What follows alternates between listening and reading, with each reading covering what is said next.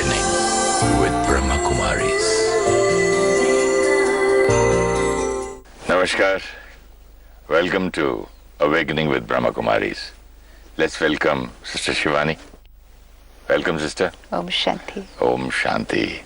Our topic is going beyond. We were speaking about going beyond habits. Last time I was telling you that we try to work so hard on ourselves, and we watched Happiness Unlimited, and then we watched Soul Connections.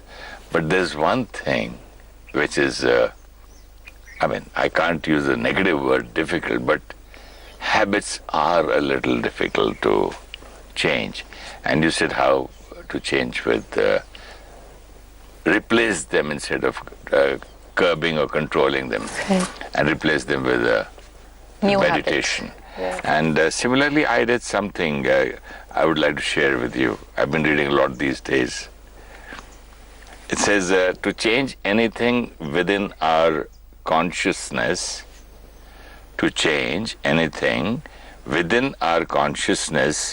requires energy. To change our habits of thought and feelings, of beliefs and perceptions also requires energy or power. But it's an energy that doesn't come from outside. But it's an energy which doesn't come from outside our self. It has to come from within. How beautiful. To bring about any change of habit, we require power. Most of us have knowledge today of what are the habits we want to change. We even have knowledge about how we want to change them. But this dimension is missing, the power to change them, the energy to change them. So the power to change them, what we learn at the Brahmakumaris, is the foundation of the knowledge that we get at the Brahmakumaris. The Brahmakumaris is a school where we are all students, and as students we have 4 subjects here, and these 4 subjects are the source of that power which we require to change the habit. If we start working on these 4 subjects, habit changing will be very easy. In Hindi we call them Gyan, Yog, Dharana, Seva. Gyan, Yog, Dharana, Seva. Yeah, which Gyan means, is knowledge. Yeah, daily study, Yog, daily meditation. Yoga is connection. Yeah. Dharana, daily application. Okay. And Seva, daily sharing. Seva is not doing service. Yeah, we'll see how to do that. But important is, if we take care of these 4 subjects, they will give us the power which we require to change habits. Like we saw last time, daily meditation. Daily meditation gives us the power to connect to the peace of our core being. Now, different meditation techniques are being practiced by everyone. For some, meditation is concentrating on breathing. Breathe in, breathe out. A very beautiful, simple technique. What it would do is, while we are breathing in, breathing out, and the mind is aware only of the breathing, and it is concentrating on the breathing, it is not creating any other thoughts. Wonderful. That's Vipassana.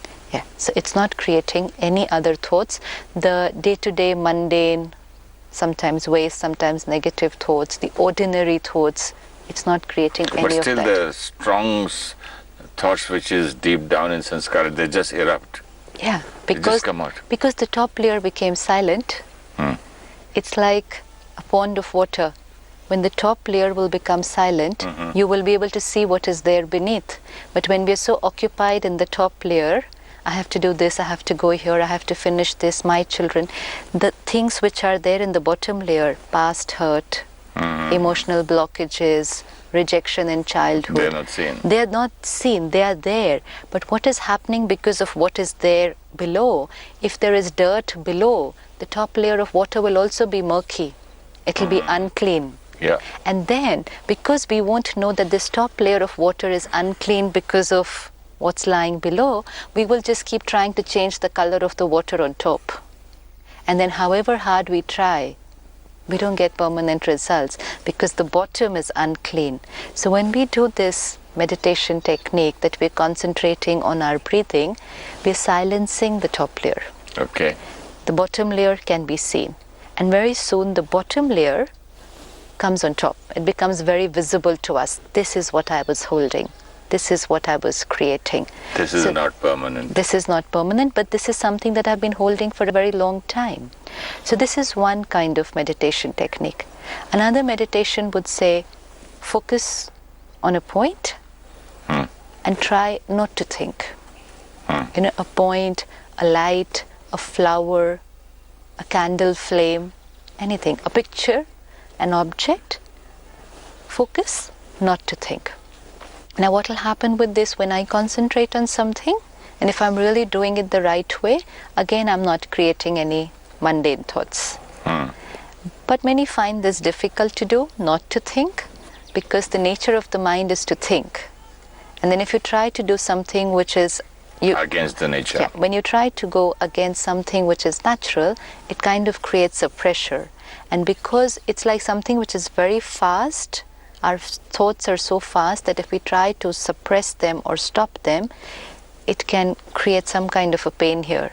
And we could get a headache, a heaviness, because we're trying to stop it. But anybody who does it effectively, what would happen is not stop thinking, but slow down thinking. Slow down thinking. The gap between two thoughts increases slowly. Yes. And it increases so much that to someone it would appear as if I've stopped thinking. You know, if on an ordinary basis, if I'm creating 25 to 30 thoughts per minute, and then when I concentrate and I can slow it down to creating 2 to 3 thoughts per minute, yeah, it'll be as good as nothing. 2 to 3 only. Those who do this, they will be doing this, because they are aiming to reach zero stage. If I just create a few less thoughts, I feel so nice. I feel that I don't even have a body. Exactly. I feel so light. Yeah. So imagine 2 to 3. Yeah, because wonderful. See, it's as simple as if there's a road and there are like about 100 cars on that road, there's a traffic jam. But then there are just 10 cars on that road. So it's going to be as good as no traffic. And you can drive smoothly, and that's why you feel light, because you've just slowed down your thoughts. So it does give that feeling of deep peace, and that feeling of lightness, and that feeling that I'm totally relaxed. So these are different meditation techniques. Then some meditation techniques would be take a mantra, a word, and chant it. Again, if the mind concentrates on the word, the mantra, the mind will not be creating anything else. And again, I'm saved from creating a lot of waste and negative thoughts. So again, peaceful, relaxed. At the Brahmakumaris, the meditation that we learn is called Rajayoga meditation. Not concentrating on breathing, not concentrating on a point and trying to stop thinking, not chanting a mantra or repeating any word, but consciously creating. Consciously creating what? Thoughts. Consciously creating thoughts which would be good for me. Can you explain how does a person consciously create a thought which will be good for me? Let's say my ordinary mundane thought is, I haven't finished this work, people seem to be doing better than me, how will I ever reach this? Or nobody's listening to me, nothing is going according to my way. This is my day-to-day thinking, let's say. And then if I take out 15 minutes and sit for meditation, and I say, breathe in, breathe out, concentrate, so those thoughts have stopped. Then I may also, like you said, become aware of what's lying at the base. What is that deep thing that as a child probably nobody listened to me. As a child everybody ignored me, and I'm still feeling that everybody ignores me. Maybe I see that as my blockage. Or if I repeat a mantra, or if I try to stop thinking, these thoughts are gone, at least for those 15 minutes. Yeah. And that's why we all feel peaceful while we are meditating. Yeah. Yes, I was very peaceful while meditating today. And then meditation could be 15 minutes, it could be 5 days retreat, it could be a 15-day program. But we are very peaceful while doing that. Now, Raj Yoga means when I take out those 15 minutes to meditate, I'm consciously creating a different kind of thought, which is, I am a powerful being. Okay, these thoughts. I am a peaceful being. The conscious layer of the mind is silent, it's gone. The lower layer is visible, but now not only seeing the lower layer, but replacing the lower layer with something else. But Sister, when you yourself are a peaceful being, how are you replacing the truth with a truth? No, you're not replacing the truth with the You're truth. just informing or showing a mirror. You are looking at the blockages that were there below, and now you're not just becoming aware of the blockage. Let's say rejection is there at the base in my subconscious mind. I was rejected in childhood. I've been rejected by boss. I've been rejected by spouse. I've been rejected. Maybe I was rejected even in past births. So I'm carrying that deep sanskar. So rejection is lying in my subconscious layer, and rejection means people don't love me. So that is the thought which is lying there. Now one is being aware of this thought, people don't love me. And one is planting a seed. I don't need love. I am a loveful being. There is a difference between the two things. What if someone is there whom people really don't love? Yeah. Even people who experience rejection are people whom really have not received love. It's not an illusion. They don't even receive love now. Yeah, probably. So for them you say that yes, in their meditation they have to plant this thought that I am a peaceful being. I'm a loveful being. I am a child of love. I'm a loveful being. And the minute I create this thought, I am a loveful being, I'm giving love to myself. I want love, na? I was looking for it from everywhere outside. It's like anything else. It's like the specs. I want my specs, and then suddenly I realize I'm wearing my specs. I want my keys, How can I love myself? I don't understand. When I create this thought that I am a love, what is the thought? As I think, so I will feel.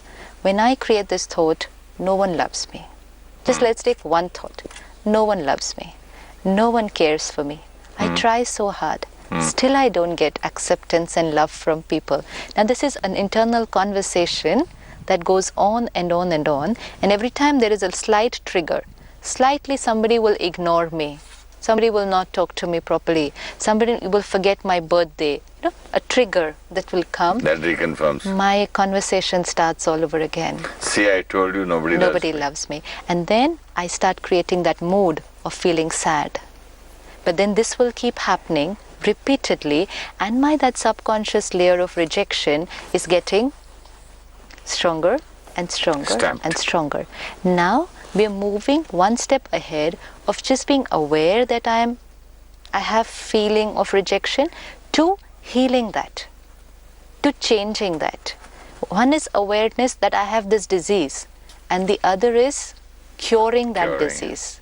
So awareness is very good, because unless I'm aware, I wouldn't even know that I have this problem.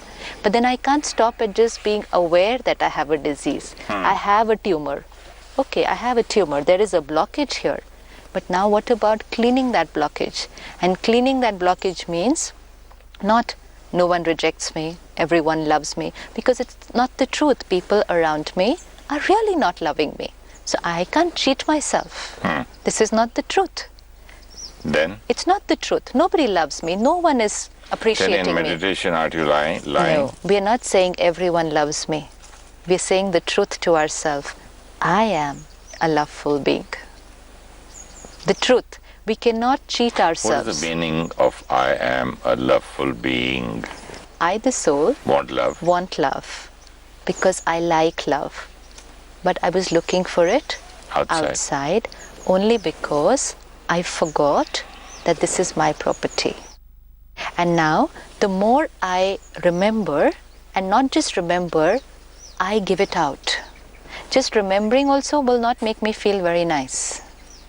But the more I radiate it out, the more I bring it out in my every thought, word and action, I will feel it while sending it out. Let's say nobody appreciates me, so nobody loves me. Everybody is critical about me, so I'm getting rejection from everywhere. Now, I am a loveful being, so I will appreciate everybody. I will talk lovefully with everybody, which means I will not be critical or judgmental about anyone. So while I am appreciating others, while I'm being loveful to others, while I'm talking sweetly to others, who's the first person who's going to feel nice? Me. Me. And while I'm bringing it out into an action, I'm reaffirming my habit, and the habit is I am a loveful being. Sister, you can take any habit. It's now this is also becoming a mantra, no? Just I'm a loveful being, I'm a loveful being. It won't end there. It doesn't start with one line and repeating that line. Silence the top layer. I am a loveful being. Then, love is my nature. Come what may, irrespective of what people around me are saying or doing, I have the power to be loveful to everyone. Even if somebody is saying something which is harsh, I have the power to be nice to that person. This is cleaning my mind of all the toxic which was lying below. That means if you go on and on and on practicing on this and understanding that I am a loveful being, then you start attracting love from people automatically. Because you're what goes around comes around. Absolutely. And most important, while you're sending so instead of asking nobody who loves me, instead of the comes around, we are here concentrating on what goes around. Absolutely. Because so what I am radiating, what I am giving, okay, I understand now. I will feel it while giving it. It's like if I give you something, whatever I give you, I feel it first. If I give you fire, I burn my hand first. If I give you water, I feel cool first. I can't give it to you without feeling it first. So just giving it will make me feel what I want to feel. But if I keep asking everyone for it, I might get it, I might not get it, and I might get something else instead. I'm asking everybody for water, but people might put fire here. There's so much of difference between one meditation to the other meditation and this one. Here when we connect, the meaning of yoga is connection. In Rajayoga, when we connect to the Almighty, the power, the light, we are also burning the sanskaras. The old sanskaras. Yeah, that's very much important. Yeah. Because in so many other meditations we were talking about, we go deep to the subconscious. We do find our old traits, the old sanskaras, our old habits, or maybe a feeling of guilt or whatever it is. But for that you've got to keep on watching it till it comes to a pain and it goes away. Here, God is helping us directly. It's like being aware of your disease, then watching your disease, and then waiting for it to heal. And the other is connecting to the surgeon and using his techniques and his power to heal yourself completely. So that the process just becomes very, very fast and very, very simple to get the same result of creating a new sanskar. So first stage is, yes, I am a loveful being. I am a peaceful being. So seeing myself, the true identity, and becoming aware of the original nature. But even this in the whole day becomes a little difficult at times because we're so influenced by environment and people. But what makes this process very, very easy is connecting to the ocean of love, connecting to the ocean of peace. We all remember God in different ways. but establishing a direct personal relationship. It's like everybody seems to be rejecting me, but I want love. So why not just connect to the one who's giving unconditional love, which no human being can give? Then I will experience that love, and then I understand that I am a loveful being, so I'll be giving instead. So Raj Yoga meditation, first step is becoming aware of myself, my true qualities, reminding myself again, and then bringing it into action. And second stage is connecting to the Supreme Power. Call him God, call him Father, call him the Almighty, Allah. The words are not important. It's the experience of connecting to the ocean of love. Sister, here, I want to know the difference between vision, imagination, and experience. When you said experience, I did try, but sometimes I feel whether it's my mind who's creating a figure or imagination or a photograph of that bright light. How will I know whether I'm really experiencing it or am I just imagining it? How will you know that you are really getting healed by the doctor? It's just in that. If I have a pain and I'm sitting every day with the doctor and my pain's still there, or maybe it's just aggravated over the last few days, then either the doctor is not right, or then I am not connecting to the doctor properly. Or the medicine is wrong. Yeah. So the difference between a vision and a connection and an experience, one is a vision of the doctor. Just go, see the doctor, say hello and come back.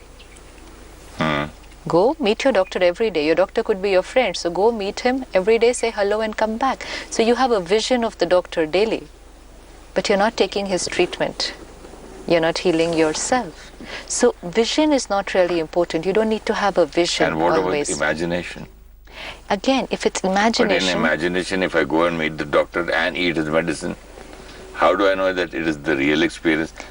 Again? It's just like having a dream and reality. Yeah. So the same connection. The dream, when you wake up, it won't be there. Reality. Very nice answer. Reality, when you wake up and wake up into the field of actions. Into the field of action. I'm sitting in meditation and I'm very peaceful and loveful. It could just be an illusion. It could be a dream.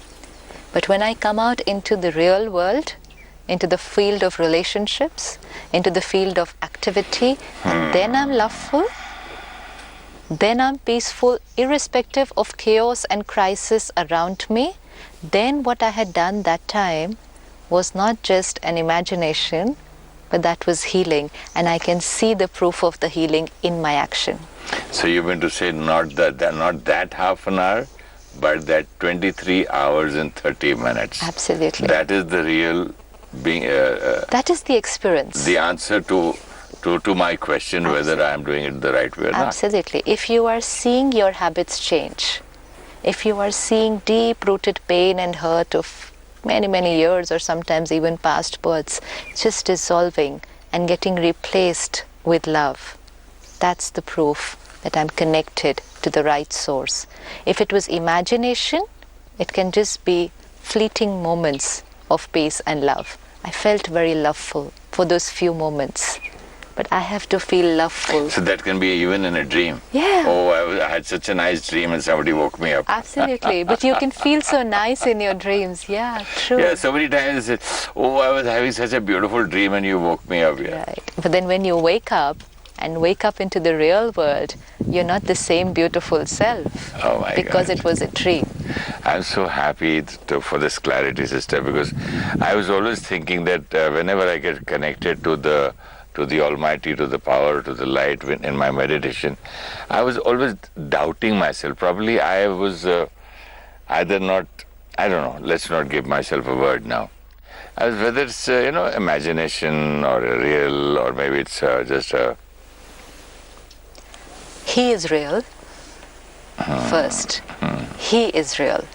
The doubt comes because we're not very sure whether he is real. So if he's not real, then the connection is also going to be an imagination. But for the real also, sister, a lot of people can say, oh, I saw a red light, I saw a blue light, I saw a green light, I talked to him and all that. We can also, even the mind plays so many tricks now. Yeah, but it's not only about seeing. Now it's about filling yourself with the power and seeing the proof of that. Seeing God, no. Seeing the power of God, using the power of God, and then actually becoming an embodiment of the power of God in your daily life, because He's your Father. So whatever belongs to Him, it's like one is, your father's a rich man, he's an emperor, a king. One is just seeing him and seeing his wealth. But the other is to own his wealth. First to own his wealth and then to use his wealth. Only then you can say, I'm the child of this father.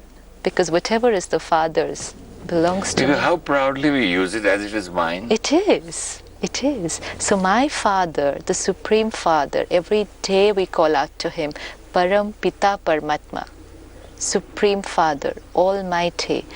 Words. But what about really recognizing Him and then connecting to Him, taking an ownership, not begging Him, give me peace. We don't have to beg Him for peace, finished begging everybody else and then started begging from Him. No, ownership.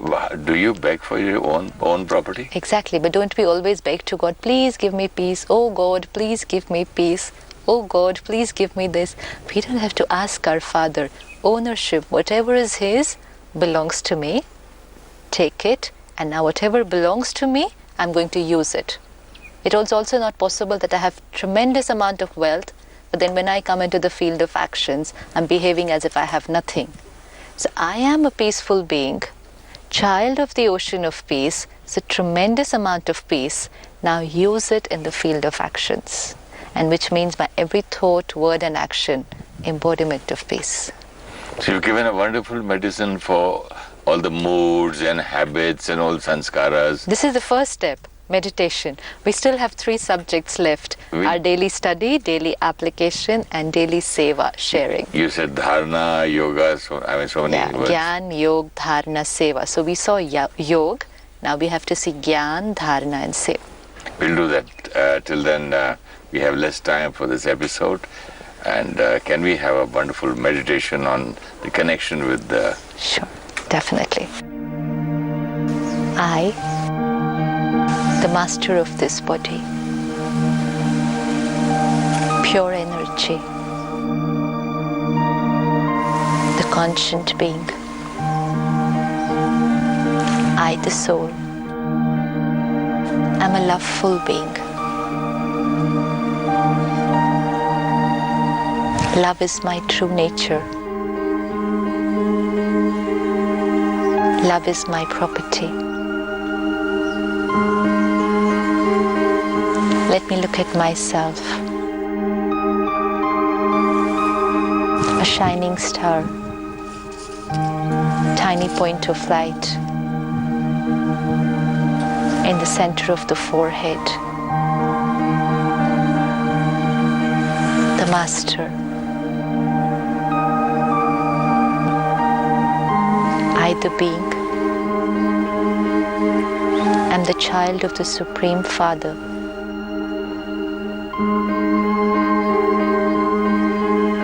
Another being, but who is the ocean of love.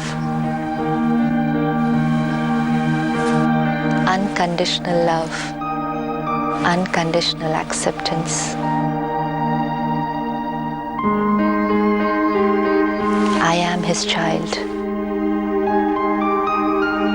Everything that's His belongs to me.